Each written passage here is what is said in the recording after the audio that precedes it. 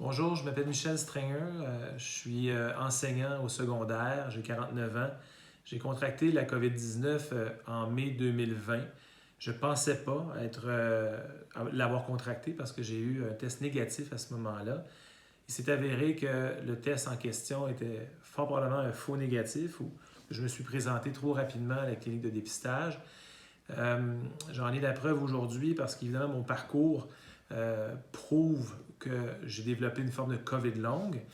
La première chose à dire donc à ce niveau-là, c'est que tous les patients qui n'ont pas eu de test positif au départ ne devraient pas s'imaginer qu'ils ne l'ont pas eu, surtout si des complications sont apparues par la suite.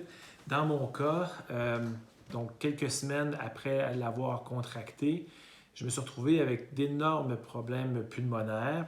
Dans ma famille à moi, mon fils l'a eu, il était asymptomatique. Ma fille l'a eu aussi. Elle a perdu le goût et l'odorat. Ma conjointe a perdu aussi le goût et l'odorat. Elle a également eu un test négatif, mais elle, dans son cas, les problèmes n'ont pas été très importants. Mon ex-conjointe l'a eu. Au départ, elle travaillait dans un CHSLD. Elle a prêté main forte dans un CHSLD.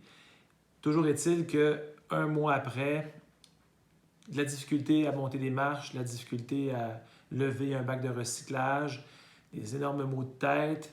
Et plus ça va dans l'été, plus je me retrouve dans le fond avec une gradation au niveau des symptômes.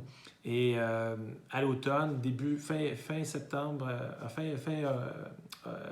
août et début septembre, je fais une première détresse respiratoire.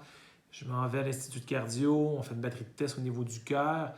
Haute pression, j'apprends que mon cœur a pris du volume, que mon aorte ascendante est dilatée. On me confie aussi à des pneumologues et à ce moment-là, j'apprends que j'ai une fibrose pulmonaire, que mes capacités pulmonaires sont réduites considérablement. À certains moments, on me dit que mes poumons fonctionnent à 50%. Un petit peu plus tard, à l'automne 2020, on me dit que mes poumons fonctionnent à 30%. C'est un peu la panique, je vous avoue. Et curieusement, bon, la stratégie qui est adoptée, c'est pas de croire tout de suite à la COVID. Le fameux test négatif du départ pose problème. Ce qui arrive, c'est qu'on imagine toutes sortes de maladies pulmonaires en regardant les scans. Il y a une atteinte évidente. Les scans, ça fait aucun doute. On pense que j'ai la sclérodermie, on pense que j'ai la sarcoïdose, on pense ensuite que j'ai une pulmonite interstitielle d'hypersensibilité. On a éliminé toutes ces maladies-là par la suite, mais c'est simplement à partir de janvier de cette année-là, quand on m'a mis sous cortisone, que je me suis rendu compte qu'on pouvait baisser l'inflammation de mes poumons, ce qui était une bonne chose, j'ai pu fonctionner. Sauf que le problème avec la cortisone, c'est qu'on est sur un high, on a l'impression d'être guéri, mais dès qu'on l'arrête, j'en ai vécu l'expérience, on retombe. Et là, aujourd'hui, j'arrive de nouveau à travailler parce que je suis retourné sur la cortisone. Les gens ont l'impression que je suis guéri, mais ce n'est pas du tout le cas. Je souhaite également, en terminant, dire que les employeurs doivent croire à cette maladie-là quand on a un diagnostic, parce que je finis par en avoir un officiel. J'ai eu des difficultés, moi, avec mon employeur pour que ça soit reconnu. Je suis allé trop vite vers lui pour lui dire que je devais recommencer à travailler.